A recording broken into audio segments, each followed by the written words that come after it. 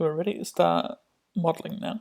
Like I said in the last class, we're going to start with modelling an eye loop. And to do that, I'm going to be in the front view to start with, but I'm going to be switching between the front and side very often to make sure everything's kind of lining up. If this is the first time you've ever done this type of modelling, it's going to be quite hard to get your head around, but hopefully I'll be able to show you how to get your head around it. So I'm going to start off with a plane now. At the minute I've got loads of divisions in that. So I'm just going to come in the channel box here and bring that down to 1. So I'm just going to start one plane through this whole head. Now there are other ways you can do it. You can start with a cylinder here, which I might show you on the mouth when I make that, just as a slight variation. Just going to scale it down a bit. And I'm going to simply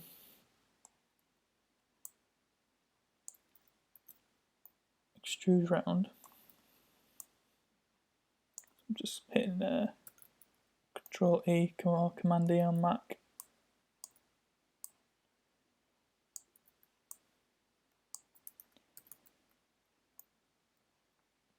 Around the eye.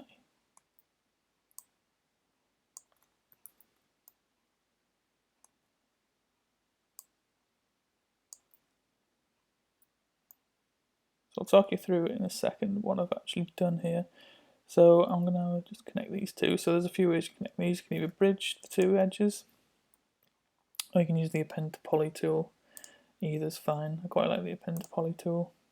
Just click one edge and the other, click enter to complete it.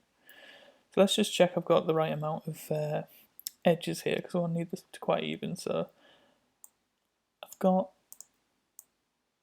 my ones that run down the middle, which is good because I'm looking for a bit of symmetry here on this.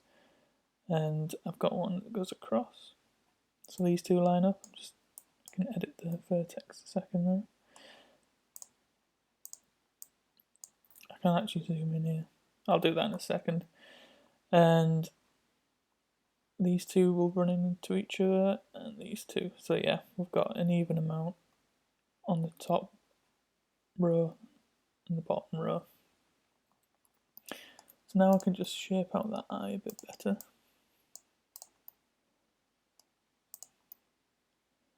Compared to a stylized Disney type character, the eyes are so much smaller, so all different kinds of shapes depend on what your subject is, to be fair. Before I'm going to add some kind of an edge loop in here so I can kind of push in for the crease with the eyelid and stuff. But before I do that, let's go take a look at the side view, and we're going to find here that it's in the wrong place. I've just gone into object mode there. I'm just going to bring that forward to line up with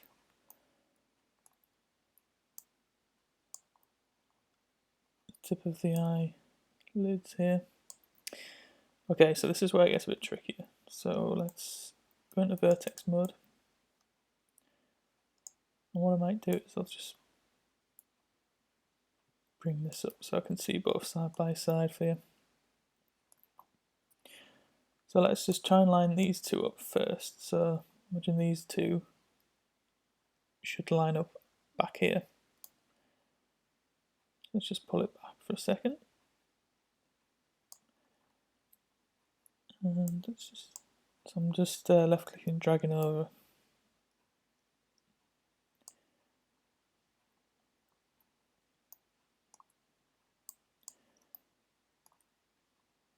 So it's probably in about the right place there. I feel like this one needs to come up a bit. Just have this slightly come forward. You got to remember as well, like the the photographs might not be perfectly aligned properly, so you might find things don't quite line up. So if I push it back, I'm only pushing it on the horizontal axis here.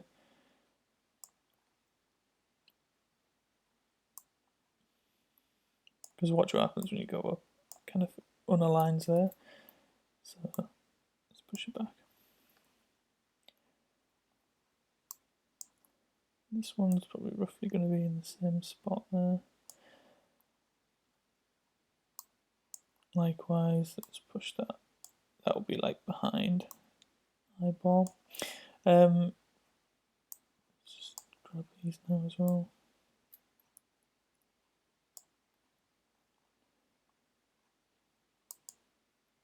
Just notice there that's a little bit off. Come up.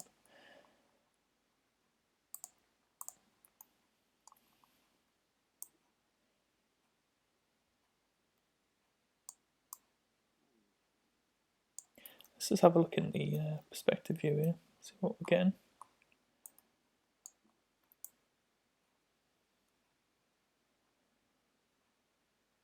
So look, it's kind of like getting that curved edge. Imagine it's going around the eye now.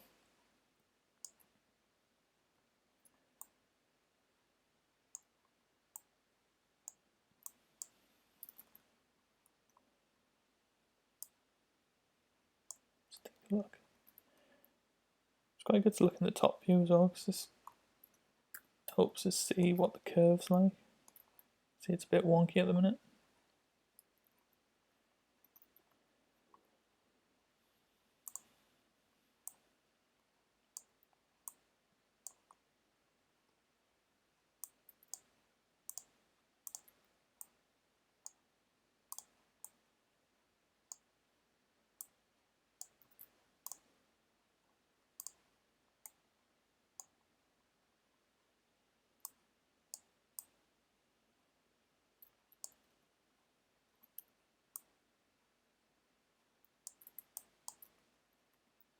Bring this forward a little bit.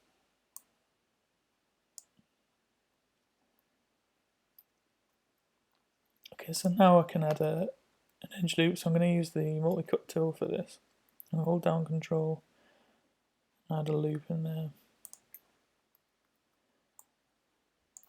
What I can do is just double click that.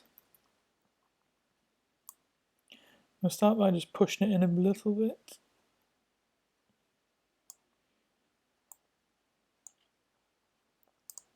And then I think in this view I'll just kind of line up the eyelid bits. See, I'm just getting this shadow a bit area. It's kind of alright there.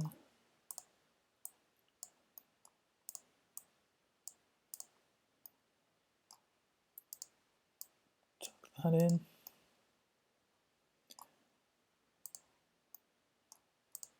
I'm using my own face for this, so I know I've got quite deep eyelids. So it's actually quite a tricky subject to use. Oops.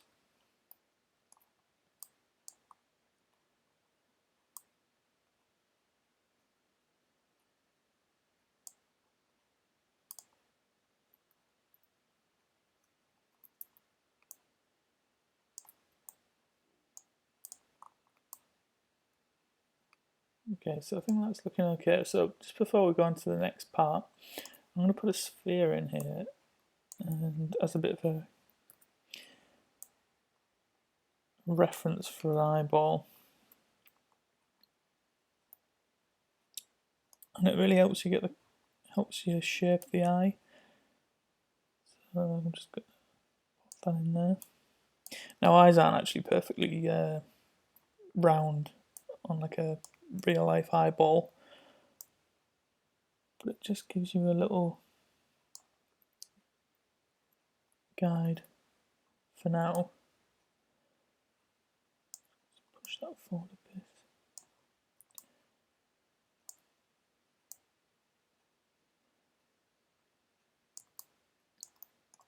I mean, you need more resolution so it kind of fits around the eye better, but it just helps you with stuff like this where you can like push this in.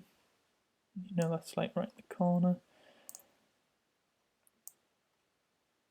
Actually, not done too bad of a job.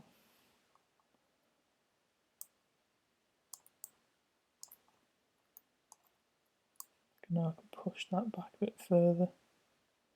Just bits where I can't see behind on the reference. But useful.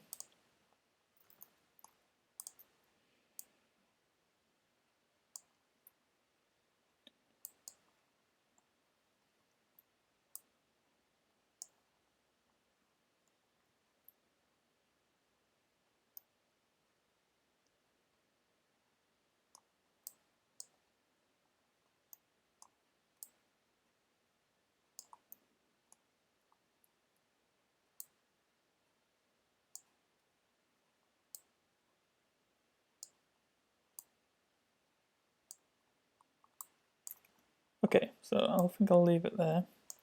Like I say, once we add more resolution later on, that'll fit around it a bit better. You can press through on the keyboard just to see the kind of smoother shape of it, but keep it like this for now. So in the next class we'll start to add the mouth in